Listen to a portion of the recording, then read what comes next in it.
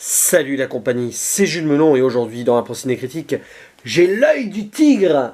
Pas vraiment en fait, parce que je me réveille, mais c'est pas grave, pour vous parler du troisième volet de la saga Rocky. Rocky 3, l'œil du tigre, sorti en 1982 et toujours réalisé comme le second volet par Sylvester Stallone, et au casting évidemment il est là dans le rôle de Rocky Balboa. À ses côtés, retour de Talia Shire, Burt Young, Carl Weathers ou encore Burgess Meredith, et apparition ici de Mr. T, et oui, Barracuda dans l'agent Souris, je crois que c'est après ce film qu'il aura ce rôle, et il y a également Hulk Hogan, le catcheur, dans un rôle de catcheur. Ouais, ouais. Alors, c'est la suite logique du 2, où Rocky est devenu champion du monde, après avoir battu, qui ça ? Apollo Creed, évidemment, lors du combat revanche. Et donc là, il est au sommet de sa gloire, dès le début du métrage, on voit ça en time-lapse avec des unes de magazines, de journaux et tout, il défend son titre avec succès à 10 reprises, et à un moment, disons qu'il y a un challenger qui monte, un certain Clubber Lang, interprété par Mr. T, qui a l'air très féroce et qui veut à tout prix affronter Rocky, et lui, sur le papier, il n'est pas contre, mais visiblement, ce combat n'arrive pas. On comprend que son entraîneur Mickey le protège un petit peu, ce qui va créer une discussion intense entre les deux. Et à un moment, forcément, vous avez compris l'idée, Rocky va affronter Clubber Lang, et c'est compliqué, parce que le gars, il ne lâche rien.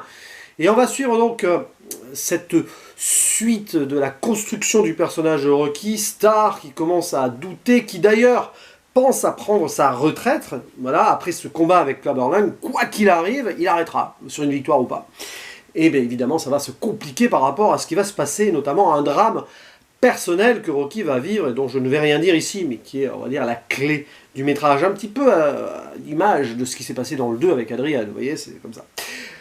Et c'est très bien, toujours, voilà, alors, le souci, c'est comme le 2, j'ai des réserves, alors que le 1, voilà, c'est un grand film, là, c'est très bien, mais, vous voyez, mais sur, on va dire, l'évolution du personnage principal, on est dans une logique absolue. Nous avons ici un Rocky, donc héros du peuple, toujours, encore plus, qui s'embourgeoise un petit peu, d'ailleurs, c'est ce que son entraîneur lui reproche, d'une certaine manière, qui se ramollit, mais qui gagne quand même et qui commence à tâter du bling-bling. On le voit lors d'entraînements assez improbables, avec un orchestre qui joue. D'ailleurs, c'est son frère Frank Stallone qui chante. Voilà, même qu'on joue le thème de Survivor, The Eye of the Tiger, comme ça.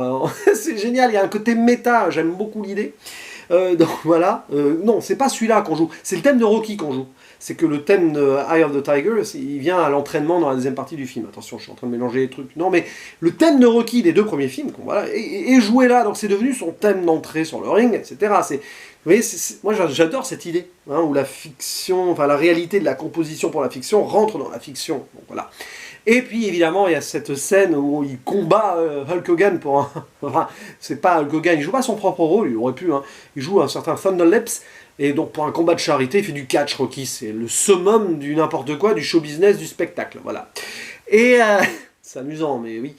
Et puis à un moment, retour à la réalité, face à un boxeur très violent, très insultant aussi, le gars, il méprise...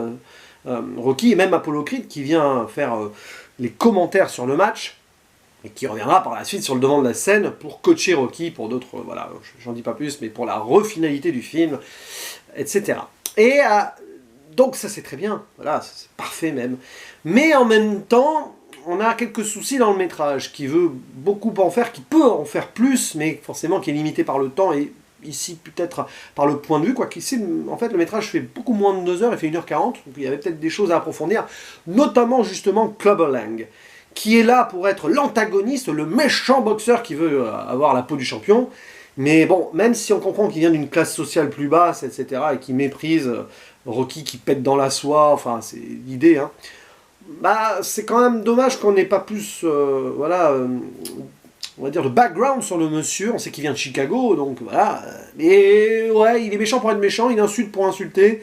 C'est de la provoque, mais voilà, c'est un peu le bémol que j'ai, mais tout simplement parce que le film se concentre donc sur Rocky, toujours comme d'habitude, sur sa relation avec Apollo Creed, qui va être on va dire, la clé de la deuxième partie, mais aussi, bon, avec Adrian, toujours, avec Polly, son pote et son beau-frère, du coup, bon, on va y revenir après sur la relation qu'il a avec Polly et tout, parce que c'est un truc qui marque l'époque du film, et puis Adrian, évidemment, voilà, puis l'enfant qu'ils ont eu ensemble, hein, qui commence à grandir, hein. Et puis, avec Mickey, son entraîneur. Ça, c'est la clé totale du film. Voilà, j'en dis pas plus, mais voilà, si vous avez vu le film, vous savez ce qui se passe. C'est assez marquant, c'est dur, voilà. Et c'est ça qui va permettre à Rocky de rebondir et de changer d'idée, etc. Mais c'est ça qui est très bien aussi avec Rocky, c'est qu'on est centré sur le personnage principal. Alors forcément, il y a des à côté qui sont un petit peu zappés, accélérés, mais c'est tellement riche comme univers installé par Stallone, riche et humain, que forcément, à un certain moment, on doit se concentrer sur certaines choses. Et ce qui est passionnant, toujours, c'est que Stallone est un miroir de Rocky. Hein. Là, il est au sommet de sa gloire en 82, Stallone, et Rocky aussi. Et donc, il y a ces mêmes questionnements que je pense Stallone met dans son personnage à travers ce qu'il a dans sa propre tête. Et enfin, je vais revenir, entre autres, je vais revenir sur sa relation avec Polly, qui marque donc le début de l'ère réganienne aux États-Unis, voilà, 1982, donc Reagan est président depuis peu. Et là, ça se voit, ça se sent quand même sur un moment avec Polly, où Rocky, Polly en a marre, il est jaloux de voir Rocky avoir ce succès, cet argent et tout, que lui, voilà, il se sent abandonné, et puis Rocky va lui dire clairement, ouais, mais bon, t'es un peu un feignant, voilà. C'est le discours à l'américaine de Reagan à l'époque, hein, il y a cette petite touche là, je sais pas si c'est dans le cahier des charges, mais ça se sent, vous voyez. Oui, la saga Rocky évolue aussi avec son époque. Là, on est moins sur quand même les conditions sociales et la misère d'où Rocky vient.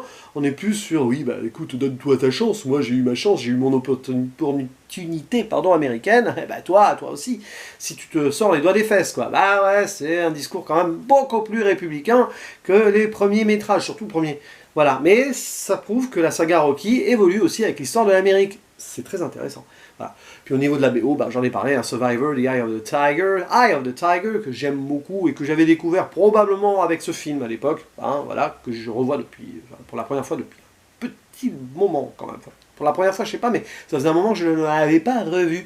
Donc franchement, c'était un bon film, avec des combats bien violents sur le ring aussi, forcément, vu l'adversaire, très expéditif d'une certaine manière. Et puis, je finirai là-dessus sans spoiler, il y a une conclusion particulière dont on ne sait rien, et dont, on va dire, la finalité sera révélée dans un Creed. Alors, je ne sais plus si c'est le premier ou le deuxième, mais voilà, clin d'œil. Donc, comme quoi, ici, c'était très intéressant de finir le film comme ça, je trouve. Et ils n'auraient jamais dû dire, dans l'un des deux Creed, je ne sais plus lequel d'ailleurs, je n'aurais jamais dû révéler comment ça s'était terminé, ce qu'on voit à la fin. Mais bon, ils l'ont fait quand même, voilà. Un peu de fanservice peut-être, je ne sais pas. Mais voilà, n'hésitez pas à dire en commentaire ce que vous pensez de ce film, ce Rocky 3, l'œil du tigre. Et il ne me reste plus qu'à vous dire à la prochaine. Ciao!